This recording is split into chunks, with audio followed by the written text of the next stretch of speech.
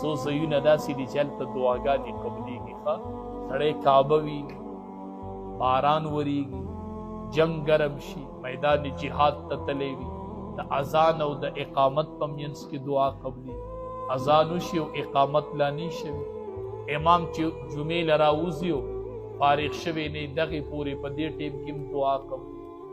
جمعې په ورځ هم یو ساعت دی چې د چا دعا ورسره موافقه شوه نو قبوله شوه.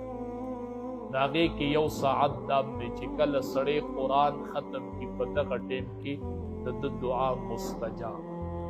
د دې بچي دعا الله قبلوي. ښه چې سړی د اول نه قرآن روالي او په والناس ولګوي د ده دعا به قبلېږي او که به نه قبلېږي.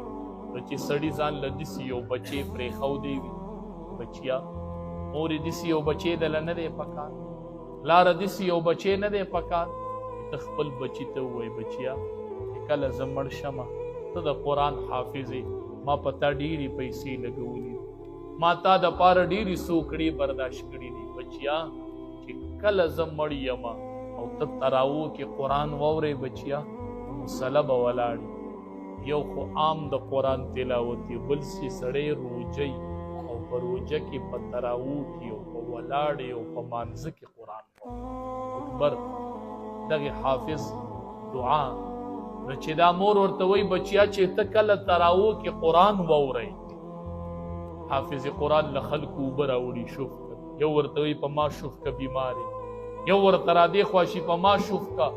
دا خلک وایي د ټول قرآن ختم کړی دی، دی چې اوس شوف کوي یا په اوبو کوي دا به ډېر برکتي شوفي. مور ورته وایي بچیا کله تراوو کې قرآن ختم کې زه مړومه بچیا په اکه ټیم کې به لاس اوچت کې او ما ته به پټه پټه دعا چې زما مور وفات ته په مې قرآن یاد کړی دی، زما پلارو په مې قرآن یاد کړی دی.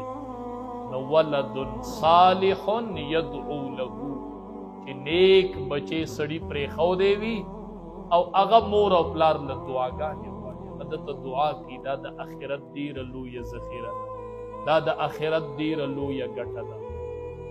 خلقو به بچو باندې کوشش کو. ښه بایزید بوستامي رحمت الله علیه علم لتو مور ورته وایي بچیا علم لی تیار که بچې دا داسې میندې پکار وي. ښه دا به بچې شړې، ښه دا به بچې ورکې، ښه دا به د بچې وظیفې غواړي. ښه یو کور له بل کور له به ځي چې وظیفه راوړی الله مو بخښه، دا به داسې نه وي. ښه بایزید بوستامي رحمت الله علیه چې مور روسخته ورته وایي بچیا ځه اله به کور ته راځي چې علم مکمل کې دواړه به یو بلي.